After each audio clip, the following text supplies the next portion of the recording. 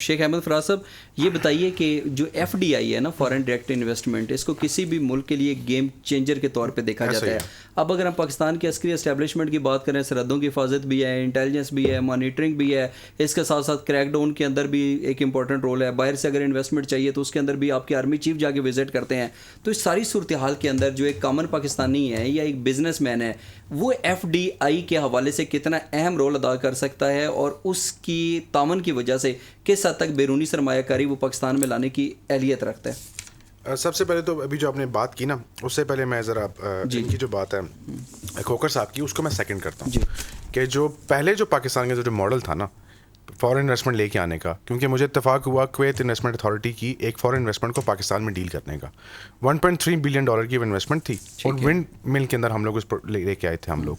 लेकिन जब हमने उस टाइम जाम साहब थे वज़ीर आला, जब उस इन्वेस्टमेंट को हमने थ्रू करवा दिया, हमने जब लैंड वगैरह हमने लीज़ करवा दी, वहाँ से हमारी जॉब वहीं तक थी, तो पता चला कि उसके बाद वहाँ से होने के बाद सूबाई जो इन्वेस्टमेंट थी वो वहाँ से वफाक में आके फंस गई। और वफाक में आने के बाद उसको इतना ज़्यादा उलझाया गया उस इन्वेस्टर को कि वो इन्वेस्टर पाकिस्तान से चला गया। सेकंड बात जो ठहरी, जैसे भी बता रहे थे कि जब इन्वेस्टर आता है पाकिस्तान के अंदर, वो $1 बिलियन लेके आता है और आफ्टर सम टाइम वो वहाँ से पुल बैक करना चाहता है। याद रखिएगा, जो फॉरेन इन्वेस्टमेंट्स होती हैं ये कभी भी रियल स्टेट के कन्वेंशनल माइंडसेट के साथ नहीं आती। वो रियल स्टेट की जो स्मॉल इन्वेस्टमेंट्स हैं, वो उसकी बात तो हम उस हद तक हम क्या कर सकते हैं कि आप आगे 3 साल के लिए अपने पाकिस्तान में पैसा पार्क किया, पाकिस्तान से प्रॉफिट निकाला और बाहर चले गए। इस बार हम बाकायदा बात कर रहे हैं 2035, 2047, हम आगे से आगे, हम 2-4 सालों के लिए इस बार कुछ भी डिज़ाइन नहीं कर रहे। पॉलिटिकल पार्टीज की क्योंकि अपनी एज 2-4 साल होती है, तो वो इसलिए चाहते हैं कि 2-4 साल की ही पॉलिसीज़ को डिज़ाइन किया जाए। इस बार जो आप कह रहे थे कि आवाम के साथ ताउन कर सकती है, आवाम को ये चाहिए कि जो भी इस टाइम एक बिजनेसमैन हो, एक कॉमन बिजनेसमैन, जो भी एक आम बिजनेसमैन है, उससे लेकर तमाम अशराफिया तक, सबसे पहले तो हम एक होस्ट कंट्री हैं। हम एक होस्ट कंट्री हैं। जैसे कतर में अभी फुटबॉल हुआ, तो आप देखें पूरे दुनिया के अंदर एक कतर की इमेज चेंज होगी कि उस कंट्री ने ऐसा होस्ट किया लोगों को कि हर बंदे के मुंह पर आता है कि यहाँ पर बार बार फुटबॉल मैच होना चाहिए। उन्होंने अपने रूल्स और रेगुलेशंस के साथ बाकी मुल्कों को एडजस्ट किया, लेकिन वहाँ की आवाम ने एक प्लेजेंट एटमॉस्फेयर क्रिएट किया।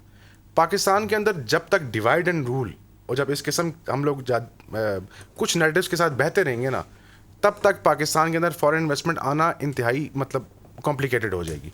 और आवाम को चाहिए कि बहुत सारे बच्चे हैं ऐसे, मैं मिला हूँ ऐसे बहुत सारे लड़कों से, कबीर नाम का एक लड़का है, किसी दिन आप मिले उनसे, ही डिड वेरी गुड माशाल्लाह, he can bring a lot of money in Pakistan. किस सेक्टर में?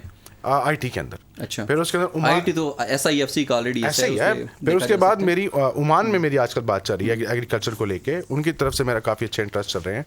तो पाकिस्तान में पोटेंशियल है, लेकिन एंड ऑफ द डे पहले क्या होता था, जो पास एक्सपीरियंसेस थे कि जितने भी आते थे वो दरमियान में कहीं ना कहीं उनको फंसा लिया जाता था। सही। प्लस जो भी इन्वेस्टर होता है, जो भी इन्वेस्टर, सपोज मैं हूँ, अगर मैंने किसी मुल्क में जाना है तो मुझे सबसे पहले वहाँ की जो लेबर है उसकी कमिटमेंट चाहिए। ठीक है।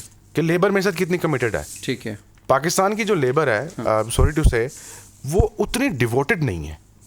तो फिर जापान हमसे 10,000 बंदे मांग रहा है, दुनिया के दीगर ममालिक वाले मांग रहे हैं, वो क्यों मांग रहे हैं? ट्रेनिंग के लिए मांग रहे हैं कि लाएं, हम इनको ट्रेन करें। क्या उनकी ट्रेनिंग यहाँ पर होनी चाहिए? जी ऑफ कोर्स। बेसिकली जो कमिटमेंट लेवल है ना पाकिस्तान के अंदर, वो ड्यू टू अनस्टेबिलिटी, जो भी बार बार अनस्टेबिलिटी आई थी पाकिस्तान के अंदर, उस वजह से यहाँ पर जितना भी यंगस्टर हमारे बच्चे हैं, वो किसी भी जगह दिलजोई से काम नहीं करते अभी। जैसे नहीं, लेकिन आप अमेरिका के अंदर देख लें, पाकिस्तानी डॉक्टर्स हैं, आप दुनिया के मुख्तलिफ ममालिक के अंदर देख लें, वहाँ पे जो वर्क फोर्स है, जो वर्क पावर हमने दी हुई है, उसने बड़ी अच्छी, उनकी तारीफें सुनने में आती हैं, बड़ी बड़ी कामयाबी। नहीं, आज बड़ी कामयाब स्टोरीज हैं। यहाँ पे आई बेग टू डिफर।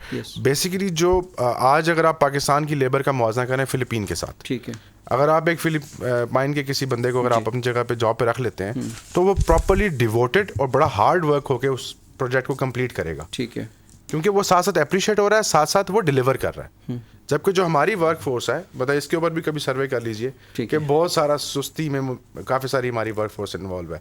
उस तरह से पैशनेट, हम बाहर जाके बहुत से काम कर लेंगे। हाँ, मैं यही कह पर पाकिस्तान के अंदर हम सुस्ती को अपना सेकंड हथियार बना लेते हैं। बिल्कुल ठीक है। तो इसी वजह से शायद अभी ये जो हमारा जो प्रॉपर एक विजन बन रहा है, इसके अंदर स्किल ट्रेनिंग के साथ साथ बिहेवियरल चेंजेस भी बहुत ज़रूरी है। बिल्कुल सही।